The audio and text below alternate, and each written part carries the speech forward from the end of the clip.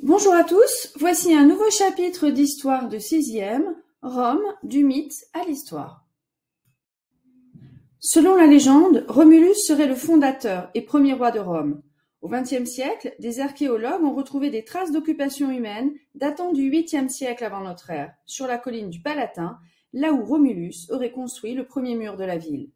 Mais quelles sont les origines de Rome? Quelle est la place des croyances dans l'histoire des Romains? Grand 1. La fondation de Rome. Dans l'Antiquité, les Romains racontent que Rome est fondée par Romulus en 753 avant notre ère. Romulus serait le fils du dieu Mars et de Rhea Silvia, une Vestale, elle-même descendante d'Énée, un héros troyen, fils d'Aphrodite, Vénus pour les Romains, qui aurait rejoint l'Italie pour fonder une nouvelle Troie. Ces récits sont écrits par des auteurs latins comme Virgile ou Tite-Live au 1er siècle avant notre ère. Ils s'inspirent d'Homère pour écrire l'épopée du héros troyen Énée.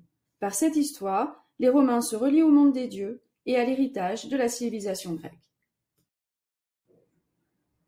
Le fils d'Énée, Ascagne ou Iule pour les Romains, serait à l'origine de la fondation de la cité d'Albe dans le Latium et dont Rhea Silvia serait une descendante. Vestale, c'est-à-dire prêtresse, elle doit se consacrer à Vesta, la déesse du feu et du foyer, et rester chaste. Tite-Live raconte que le dieu Mars vient la voir dans son sommeil et lui donne 2 jumeaux, Romulus et Rémus. Sacrilège, les 2 jumeaux sont condamnés à être jetés dans le Tibre et elle, emmurée. La légende affirme que c'est une louve, nommée Luperca, qui recueille les jumeaux et les nourrit dans une grotte située au pied de la colline du Palatin. Louve se dit lupa en latin. Proposant une version plus rationaliste à son récit, l'historien romain Tite-Live livre une autre version. Il explique que les jumeaux auraient été recueillis par le berger Faustulus, qui les aurait confiés à sa femme, moqué et surnommé Lupa par les autres bergers. Devenus adultes, les 2 frères se seraient battus pour fonder une ville à l'endroit même où ils avaient été abandonnés et élevés. Romulus aurait choisi le site de la colline du Palatin et Rémus celui de la colline de l'Aventin. Une querelle aurait dégénéré et Romulus l'aurait emporté en frappant à mort son frère. Il serait ainsi devenu le fondateur de Rome sur la colline du Palatin en 753 avant notre ère. Depuis plus d'un siècle, les archéologues essaient aussi de comprendre les origines de Rome au-delà des récits légendaires. Ils ont découvert de nombreuses traces des premiers habitants comme des cabanes de bergers sur la colline du Palatin et datant du 8e siècle avant notre ère. Au 6e siècle avant notre ère, à l'époque des rois étrusques, la ville de Rome s'étendait sur les 7 collines et sur la plaine bordant le Tibre.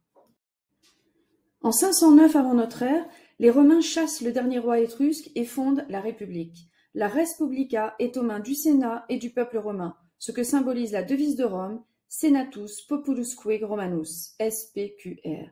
Elle est en fait aux mains des grandes familles. Ce sont les citoyens les plus riches qui élisent les magistrats. Après avoir gravi les étapes du cursus honorum, la carrière des honneurs, ils deviendront sénateurs à vie. Grand 2, un mythe utilisé par le pouvoir. Grâce à ses légions, Rome conquiert le bassin méditerranéen entre le 5e et le 1er siècle avant notre ère. Elle est la capitale d'un empire qui s'étend de la Gaule à l'Égypte. Rome accorde même la citoyenneté romaine à l'ensemble des habitants libres de l'Italie, mais aussi de quelques provinces qu'elle souhaite récompenser. Rome devient le cœur de cet empire, et le Forum romain son centre religieux, politique et économique. Il est aussi le lieu de la célébration des victoires et des luttes d'influence des grandes familles romaines, comme celle de Jules César, qui s'invente des origines légendaires pour asseoir son pouvoir. En 46 avant notre ère, Caius Iulius Caesar, que nous appelons Jules César, célèbre son triomphe à Rome après sa victoire sur les Gaulois. Il s'empare du pouvoir et devient dictateur. À Rome, un dictateur est un magistrat, nommé exceptionnellement par le Sénat pour exercer tous les pouvoirs. Des sénateurs inquiets face à cette concentration des pouvoirs dans les mains d'un seul homme organisent un complot et l'assassinent en 44 avant notre ère. Son assassinat provoque une nouvelle guerre civile qui permet à Octave, son fils adoptif à titre posthume, de s'imposer. Jules César est en fait le grand-oncle maternel d'Octave. Après avoir vengé Jules César et éliminé ses concurrents, il reçoit en 27 avant notre ère du Sénat le titre d'Auguste, l'élu des dieux. Il met fin aux guerres civiles et devient le premier empereur romain. Jules César puis Octave sont confrontés à des guerres civiles. Pour rétablir la paix, ils cherchent à prendre tous les pouvoirs et pour justifier cette prise de pouvoir autant que la grandeur de Rome, ils affirment être les descendants du héros Énée et des dieux Mars et Vénus. Le poète Virgile et l'historien Tite-Live, qui nous racontent les récits légendaires de la fondation de Rome, sont les protégés d'Auguste. Tite-Live en particulier adhère à son projet. Il écrit une histoire patriotique qui doit enseigner aux Romains ce que fut leur pays et d'où il tire sa puissance.